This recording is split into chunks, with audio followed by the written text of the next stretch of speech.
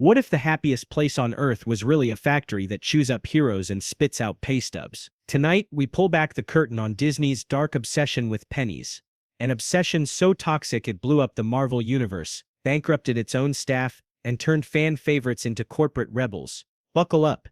Disney's first self-inflicted wound? The call came while Jeremy Renner was still counting titanium screws in his leg. 8 months after a 14-ton snowcat cracked 30 bones and stopped his heart for a silent minute, Disney's finance office rang with what they called great news. Hawkeye Season 2 was a go. But the offer landed like a poisoned arrow. Twice the stunt load, 8 months of bruises, half the paycheck he earned before the accident.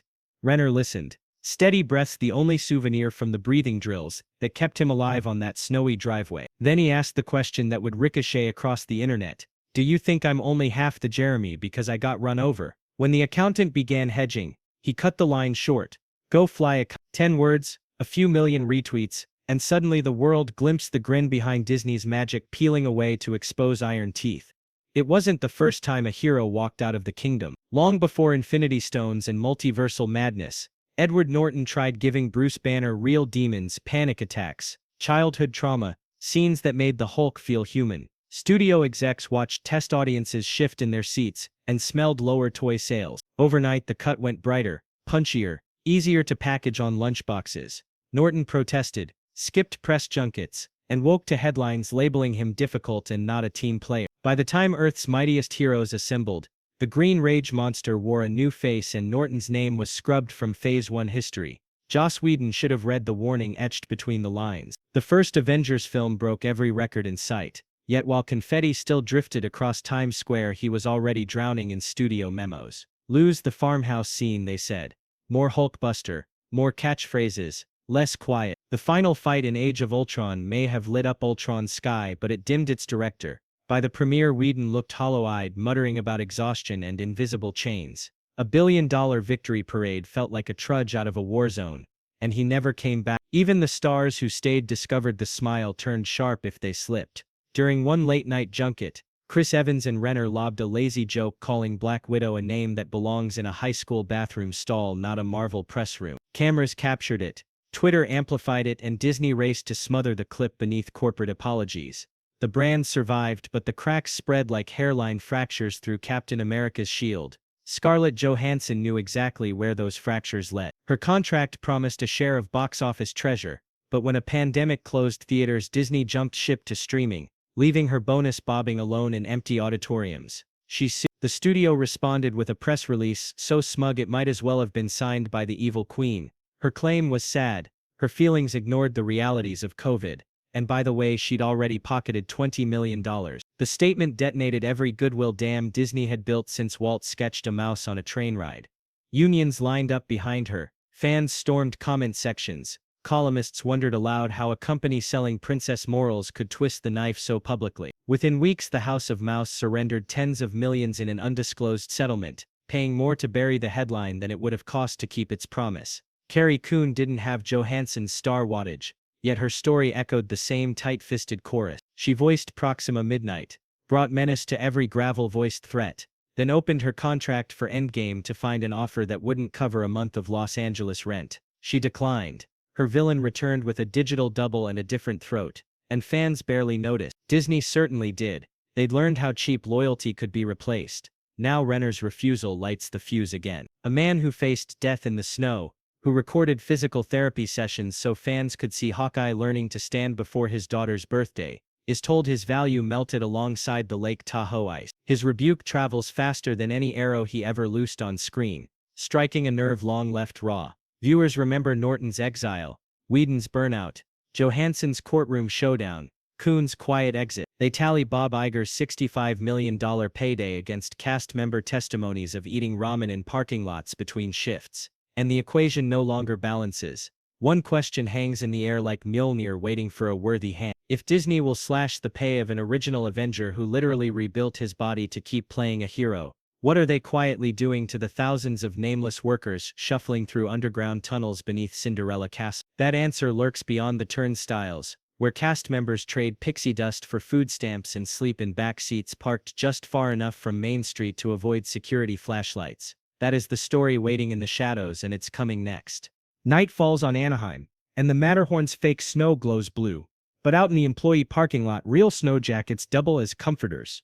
A custodian named Elise cracks her car door to let stale air out. She's been living in that sedan for 3 months because Disney Magic pays $13 an hour in a studio apartment in Orange County starts at $2,000. She keeps her uniform folded on the back seat so it doesn't wrinkle. A guest once told her, "You're so lucky to work here." She smiled, said, "Have a magical day," and tried not to think about the ramen noodles cooling on the dashboard. Elise isn't a rumor. In 2018, researchers surveyed 5,000 Disneyland workers. 85% earned less than $15 an hour. 73% skipped meals or bills. 11% had been homeless in the past 2 years. One security guard confessed to showering in the locker room before curling up on a back seat to sleep, praying the janitorial crew wouldn't tap on the window. Cast members, Disney calls them as if a fancy title erases hunger. Management laughed off the survey, claiming the questions were union-rigged and trumpeting an average wage of $17.80. Average hides everything. Bob Iger pockets $65 million. An intern pockets minimum wage. The spreadsheet averages them into something that looks respectable. The Department of Labor dug deeper and found Disney was docking costume fees, forcing pay below Florida's minimum. $3.8 million in back wages later, the company called it a misunderstanding. Abigail Disney, granddaughter of Walt's brother Roy, heard whispers of cast members sleeping in cars. She walked the park undercover, asked employees to level with her. One janitor burst into tears describing 2 jobs, no rent money, and the sick game of choosing between gas or groceries. Abigail crunched the numbers. Iger's bonus alone could bump every Disneyland wage by 15%, and he would still keep $10 million. She went on national TV and said it out loud. Corporate PR labeled her comments a gross and unfair exaggeration. The granddaughter of the co-founder had become an outsider in the kingdom bearing her name. While Elise wipes down trash cans, Disney Finance drafts severance packages that read like lottery tickets. Bob Chapek gets $20 million to leave after barely 2 years in the corner office. Jeff Morrell earns $8.3 million for 70 workdays, $119,000 every sunrise, then bails before remembering any parking lot custodian's name. In the break room, someone pulls up the numbers on a cracked phone. 1 executive day equals 3 years of sweeping popcorn. The silence that follows feels heavier than Splash Mountain's final drop. The pattern isn't new. In 1941, Disney animators struck for 9 weeks over starvation wages. In the 90s, Mickey Mouse pajamas were stitched by Haitian women, earning 28 cents an hour. Disney blamed the contractor, collected licensing fees, and moved on. Different decade, same blueprint. Sparkle on the screen, squeeze behind the curtain. Back on Main Street, a parade blasts Happy Brass while a balloon vendor discreetly counts which groceries she can skip to pay rent. Her shift ends. She heads for the car camp at the edge of the lot. She passes a billboard of Iron Man soaring beneath the slogan "Heroes aren't born, they're made." She remembers hearing that Robert Downey Jr. pocketed $75 million for Endgame, while her friend in merchandising was clocking out at $11.50 an hour. Heroes might be made, but paychecks sure aren't shared. The locals finally push back. 2 female analysts sue for equal pay after discovering male colleagues with the same title earn $40,000 more. Their case mushrooms into 10,000 women, alleging $150 million in underpayment. Disney denies everything. Fights for 6 years, then settles for more than $250 million in wage theft claims. California's biggest court documents describe managers telling women promotion paths are not for you. Magic indeed. Elise hears about the settlement during a break. A co-worker scrolls the headline and jokes, "Maybe they'll trickle some down to gas money." They laugh because the alternative is crying. A manager sticks his head in and reminds them the smiles have to reach their eyes when the guests arrive. They nod, slip on name tags and practice that 15-hour grin. Somewhere in Burbank, a meeting decides ticket prices can climb again next quarter. Executives predict guest counts won't drop. Nostalgia is recession-proof, but something unseen is framed. Parents pushing strollers sense it in the half-masks of exhausted staff. Fans online sense it in the stories of parking lot showers. Jeremy Renner's arrow of a sentence had pierced more than a contract offer. It punctured the illusion that magic costs nothing. Suddenly, every underpaid custodian, every fired animator, every exhausted VFX artist has a spotlight. Tomorrow, Elise will clock in, wave at children, sweep confetti beneath fireworks. Tonight, she stares at the castle from the asphalt and wonders how many smiles one paycheck is supposed to buy. The drone show spells believe across the sky. She does, but it isn't Disney she trusts anymore. Something has to break, and when it does, No parade soundtrack will be loud enough to drown the sound. Jonathan Majors was supposed to be Marvel's new crown jewel, the time-warping tyrant who would reshape the next decade of box office history.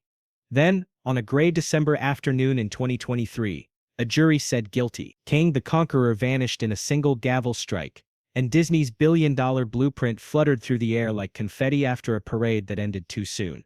The studio needed an instant fix, something so shiny fans would forget their new emperor was gone. Phones rang, and a number Robert Downey Jr. hadn't seen since Endgame lit up his screen.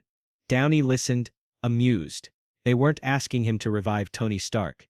They wanted him to play Doctor Doom, irony so rich it felt scripted by the universe. The figure they pitched dwarfed every offer Jeremy Renner had ever seen, enough zeros to erase any memory of equal pay lawsuits in parking lot bedrooms. The accountants who sliced Renner's paycheck in half opened the vault without hesitation for their original golden child. Consistency never was the game, optics always was. While contract talks swirled in secret, Marvel's visual effects teams tried to bend reality on tighter budgets than ever. One supervisor cracked a joke that turned into prophecy: "They won't stop squeezing us until the frames bleed." Artists slept under desks to finish the purple glow around a villain who no longer existed. A junior compositor live tweeted a 23-hour scherf, then deleted it when HR reminded her of the NDA she signed in exchange for healthcare that barely covered her carpal tunnel brace. Yet the machines kept rolling. On the set of She-Hulk, a background extra stood on a mark, smiled, and watched a scanner whirl around her head. 10 minutes later, she was dismissed with a $50 check and a promise her likeness might appear in future episodes. Translation: "We own you now in ones and zeros. Thank you for playing." Rumor spread that thousands of faces were archived in a vault labeled crowd assets, ready to populate any street scene without paying the people who once filled them.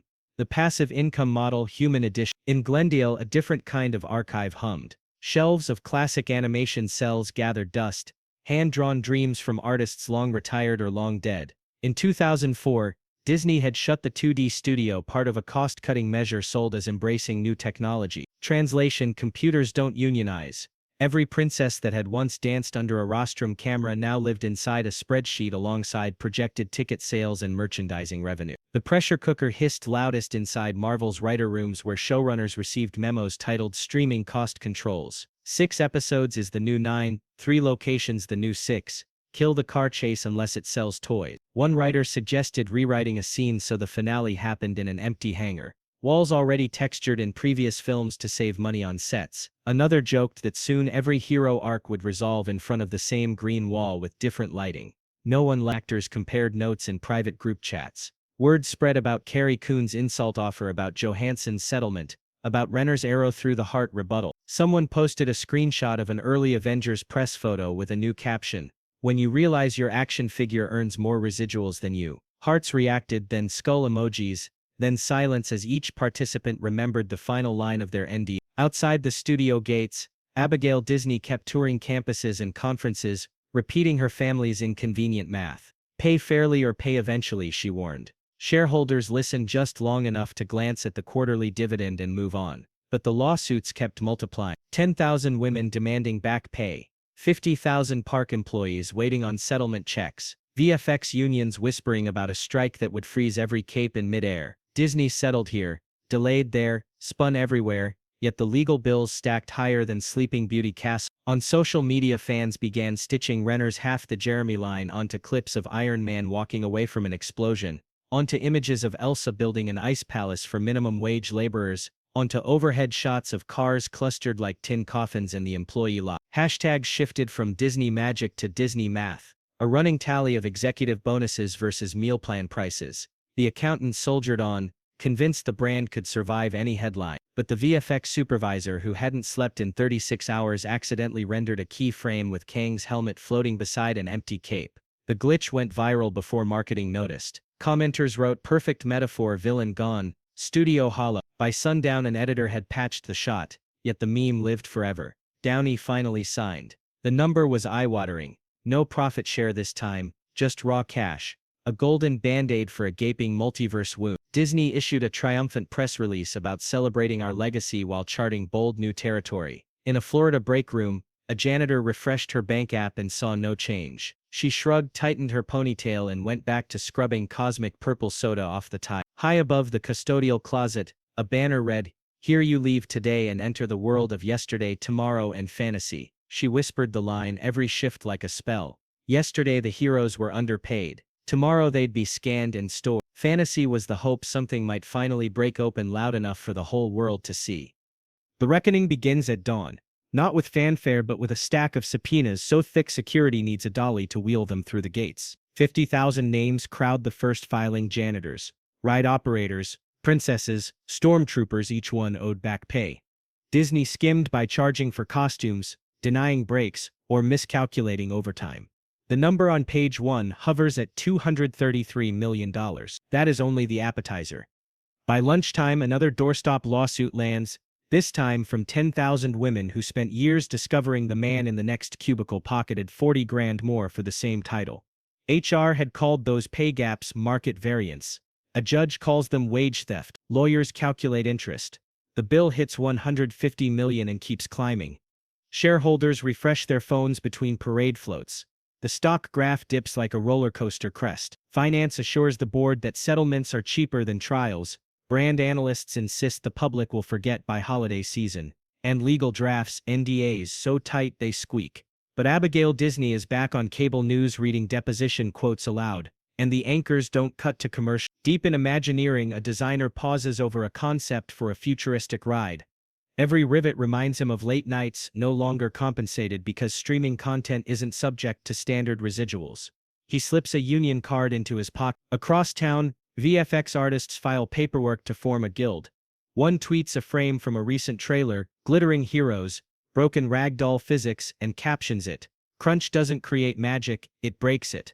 The tweet pulls 50,000 likes before HR calls her extension. Bob Iger schedules a town hall webcast to stem the bleeding. He appears in front of a matte-painted castle backdrop, gestures at charts showing record attendance, speaks of shared sacrifice, global headwinds, and honoring Walt's vision. A custodial lead watching from the break room whispers, "Shared with who?" and shuts the laptop when the coffee machine drowns the audio anyway. Even the licensing arm feels the tremor. A children's clothing factory in Vietnam uploads footage of steam-soaked sewing lines, announcing a walkout for fair pay. Mickey silhouettes dangle unfinished on the conveyor belt. Retail partners call Burbank demanding product. Burbank calls the contractor who calls the workers who have turned off their phones. The brand that conquered every continent suddenly can't stitch a sleeve. Across the lot, Robert Downey Jr. arrives for costume test. PR snaps photos, fans gasp at leaked images of him in Doom's midnight armor. Yet the moment he removes the mask he asks an assistant whether the janitors really are sleeping in vans. No one answers. He sighs, signs autographs, steps back onto his mark beneath lights powered by a grid of accountants and NDAs rather than imagination. In Anaheim, the janitor named Elise clocks out, checks her phone and sees a breaking headline: Disney settles largest wage theft case in California history. She scrolls further, no numbers yet, only the promise of meaningful restitution. She doesn't cheer, she's heard promises before. But in the parking lot, rows of cars honk horns like a makeshift parade, and for the first time she smiles without forcing it. Night fireworks burst over the castle, but something feels different in the air, like the silence just after a spell breaks. Guests still gasp, children still dance, yet parents trade knowing glances when the PA thanks cast members for their dedication. They've read the same headline. Jeremy Renner opens his mailbox in Nevada and finds a new proposal: full salary restored, stunt budget doubled, flexible schedule for physical therapy. He sets it beside medical bills he already paid out of pocket, rubs the scar on his jaw, and wonders if the offer comes from contrition or desperation. He doesn't decide tonight. For the first time in years, the choice feels like inside corporate headquarters. A strategist opens a fresh deck titled Magic 2. Slide 3 quotes Walt, "You can design and create and build the most wonderful place in the world, but it takes people to make the dream a reality." The strategist stares at that sentence. Outside his office, people are gathering signatures, comparing contracts, mapping a future where dreams aren't financed by hunger. It is said that all stories revolve around transformation. Heroes fall, villains rise, kingdoms change or crumble. Tonight the fireworks echo across empty office corridors and crowded break rooms alike, and in the hush between explosions a new narrative presses forward. No more magic built on invisible misery. No more castles balanced on car roofs and ramen cups. Whether Disney can rewrite itself or fades into cautionary legend is still uncertain, But the spell is broken and the audience is wide awake. Magic, they realize, was never the castle or the cape. It was the people all along.